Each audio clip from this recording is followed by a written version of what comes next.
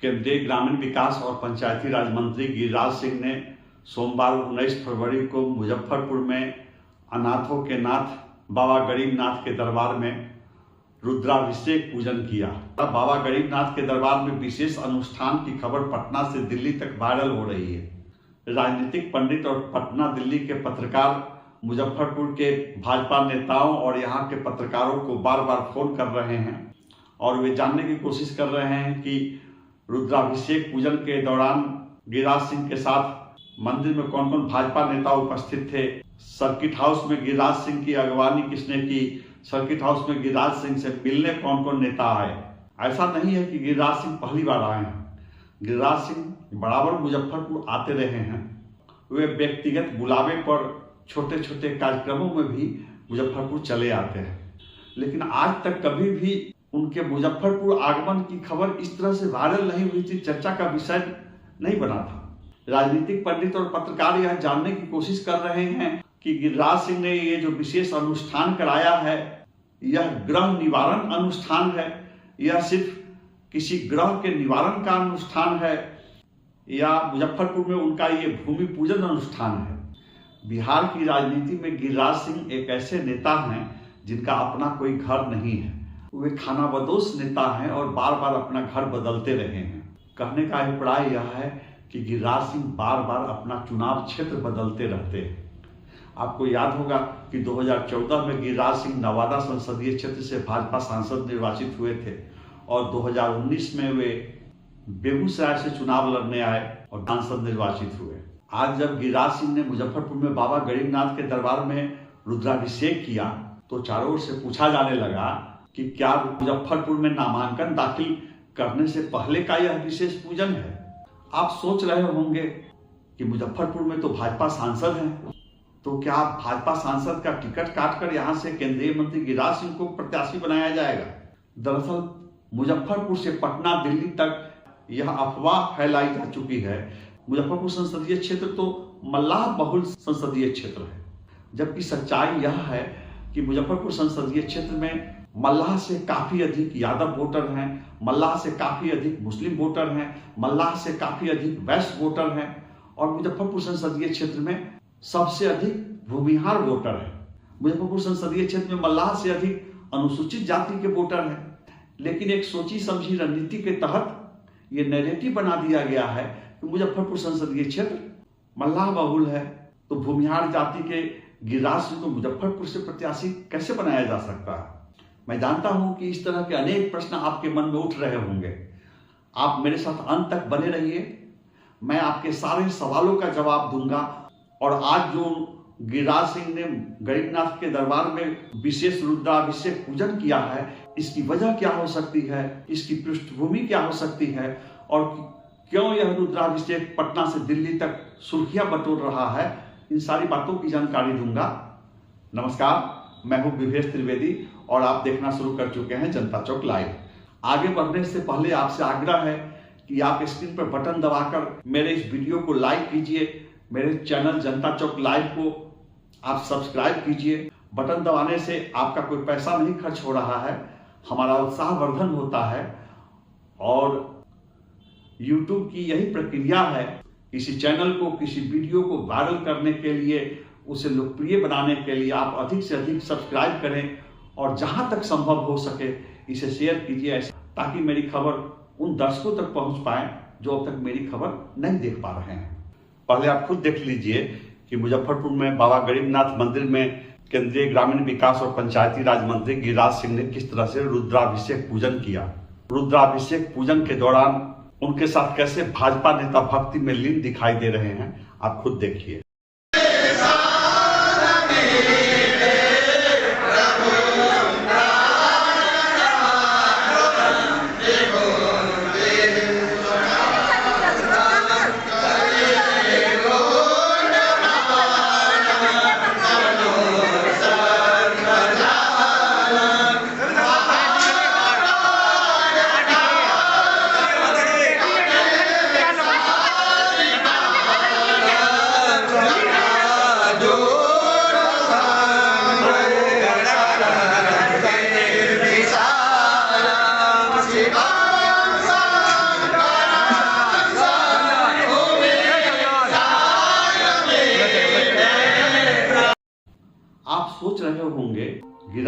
बड़े अंतराल से बेगूसराय में कन्हैया कुमार को शिकस्त दिए थे, फिर भला बेगूसराय के बजाय उनके मुजफ्फरपुर से चुनाव लड़ने की जरूरत क्या आ पड़ी है।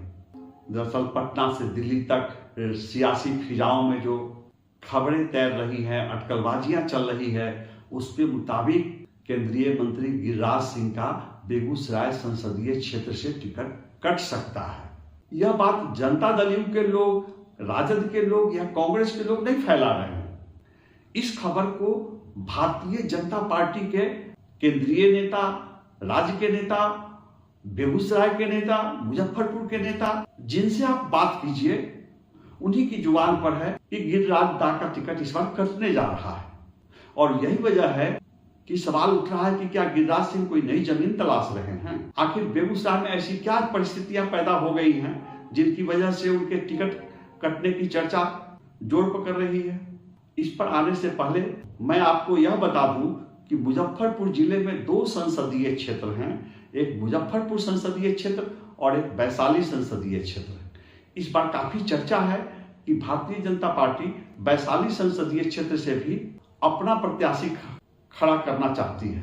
पिछले कुछ वर्षों में वैशाली संसदीय क्षेत्र में 2 बार अमित शाह का कार्यक्रम हो चुका है और एक बार राष्ट्रीय अध्यक्ष जेपी नड्डा का कार्यक्रम हो चुका है। अमित शाह तो हाल में ही कांटी विधानसभा क्षेत्र और मुजफ्फरपुर विधानसभा क्षेत्र की सीमा पर पताही एयरपोर्ट पर एक बड़ी सभा को संबोधित करके गए हैं। तो मुजफ्फरपुर में सिर्फ मुजफ्फरपुर संसदीय क्षेत्र नहीं है, वैशाली संसदीय क्षेत्र भी है। और बोचहा उपचुनाव के बाद यह चर्चा जोर पकड़ चुकी है कि भाजपा इस बार उत्तर बिहार के 25 में से कम 2 या 3 संसदीय क्षेत्रों से भूमिहार प्रत्याशी उतार सकती है। बेगूसराय से तो हर बार दिया जाता है भाजपा द्वारा किसी न किसी भूमिहार जाति के प्रत्याशी को।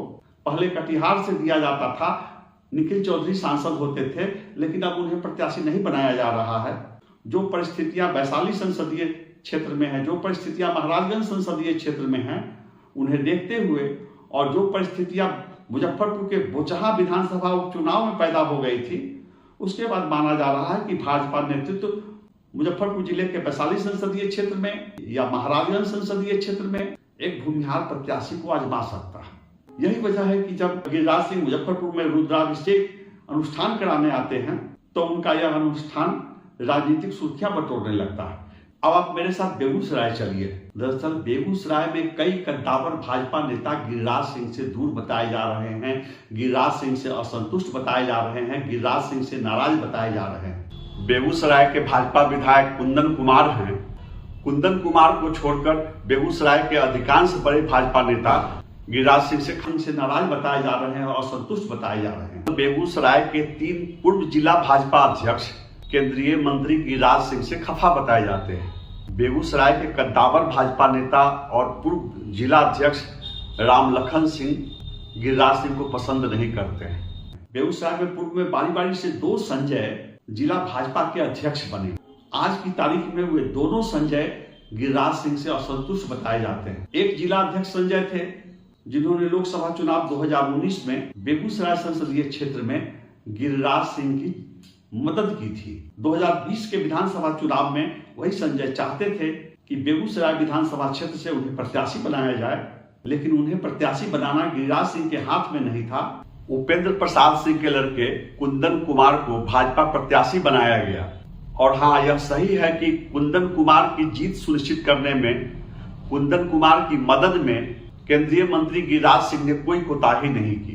कुंदन कुमार से गिरिराज सिंह की निकटता संजय सिंह को निराश कर बैठी, संजय सिंह को हताश कर बैठी। एक और पूर्व जिला अध्यक्ष हैं संजय सिंह, जो राज्यसभा सांसद राकेश सिन्हा के बेहद करीब बताए जाते हैं।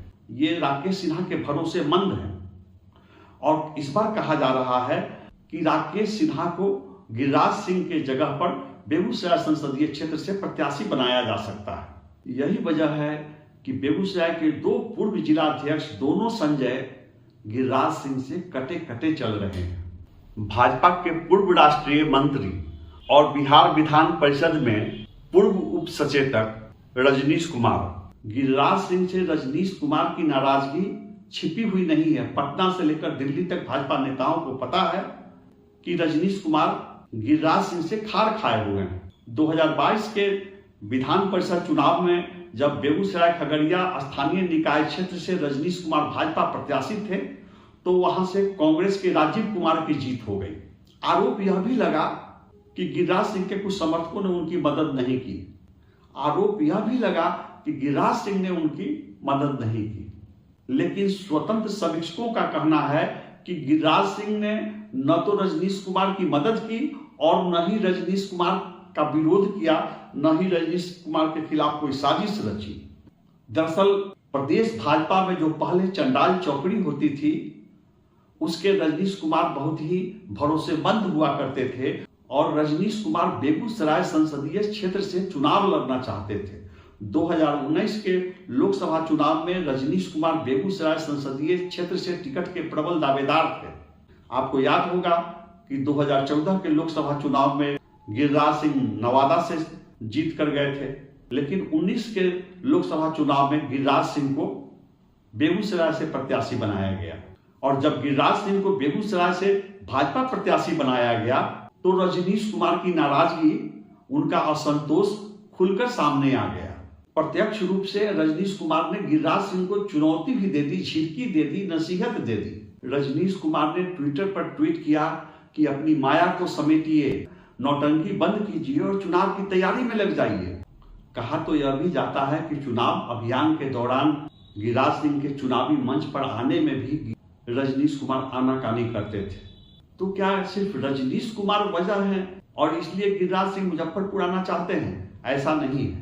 कई तरफ से अनेक परिस्थितियां गिरिराज सिंह को घेरती हुई नजर आ रही हैं। कहने वाले तो यह भी कह रहे हैं कि गिरिराज सिंह को अगर कोई ग्रह दोष है, अगर उन्हें किसी ग्रह नक्षत्र से परेशानी है तो वे बेगूसराय की सिमरिया घाट पर भी प्राचीन शिव मंदिर में पूजा कर सकते थे, वहां भी रुद्राभिषेक कर सकते थे, दोष निवारण के लिए वहां भी अनुष्ठान कर सकते थे। वे आखिर मुजफ्फरपुर में बाबा गरीबनाथ के दरबार में अनुष्ठान करने क्यों चले आए हैं? गिरिराज सिंह के टिकट कटने की जब बात होती है तो सबसे पहले नाम आता है राज्यसभा सांसद राकेश सिन्हा का। पता नहीं यह खबर कैसे फैली है, लेकिन आप बेगूसराय में लोगों को यह कहते हुए सुनेंगे, पटना में यह कहते हुए सुनेंगे, मुजफ्फरपुर में यह कहते हुए सुनेंगे कि राकेश सिन्हा शालीन हैं, वे अच्छा काम कर रहे हैं, वे कार्यकर्ताओं से हमेशा संपर्क बनाए रखते हैं। और सबसे बड़ी बात जो कही जा रही है कि राकेश सिन्हा पर प्रधानमंत्री नरेंद्र मोदी और अमित शाह विश्वास करते हैं। जब मैंने बेगूसराय के वरिष्ठ पत्रकार और कावड़ टाइम्स के संपादक महेश भारती से बात की तो उन्होंने दोनों पक्षों के दावों के संबंध में और बेगूसराय की जनता के मिजाज के संबंध में खुलकर जानकारी दी। बेगूसराय के लोगों में एक और तो चर्चा है कि गिरिराज सिंह प्रधानमंत्री नरेंद्र मोदी के बहुत करीब हैं और दूसरी बात यह कि वे बिहार भाजपा के फायर ब्रांड नेता हैं, इसलिए उनका टिकट तो कदापि नहीं कटेगा। अगर बेगूसराय से राकेश सिन्हा को प्रत्याशी बनाया जाता है तो गिरिराज सिंह को एक बार फिर से नवादा में या किसी अन्य संसदीय क्षेत्र में एडजस्ट किया जाएगा। महेश भारती बताते हैं कि राकेश सिन्हा भी बेगूसराय में इन दिनों काफी सक्रिय हो गए हैं।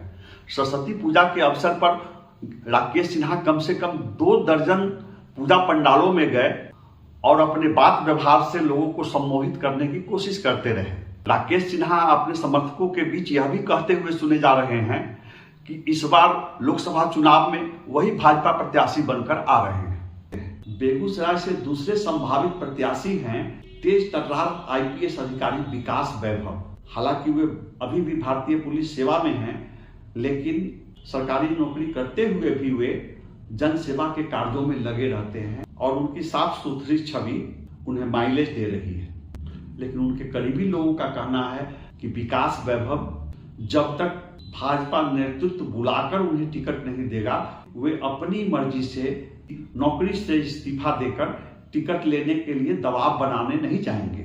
हाँ, यह भी सही है कि वे आज की तारीख में चुनाव लड़ेंगे भी तो भाजपा टिकट पर ही लड़ेंगे, लेकिन वे अपनी इच्छा से, स्वेच्छा से खुद इस्तीफा देकर भाजपा नेतृत्व पर टिकट के लिए दबाव बनाने नहीं जा रहे हैं।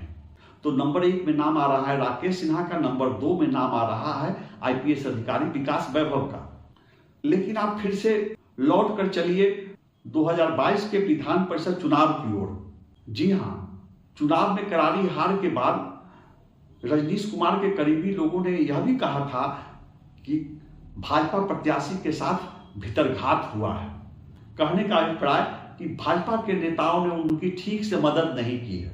लेकिन मैं जब नजर दौड़ाता हूं तो पता यही चलता है, जब मुजफ्फरपुर के बोचहा विधानसभा उपचुनाव में 36,000 से अधिक मतों से भाजपा प्रत्याशी की हार हुई थी, इसका ट्रेलर तो विधान परिषद के चुनाव में 2022 में ही बेगूसराय और खगड़िया स्थानीय निकाय क्षेत्र में देखने को मिला था।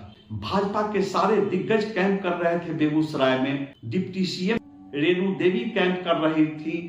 राज्य सरकार के मंत्री विजय चौधरी कैंप किए थे। रजनीश कुमार की मदद के लिए नंद किशोर यादव बेगूसराय गए थे। तारकिशोर प्रसाद गए थे। लेसी सिंह गई थी।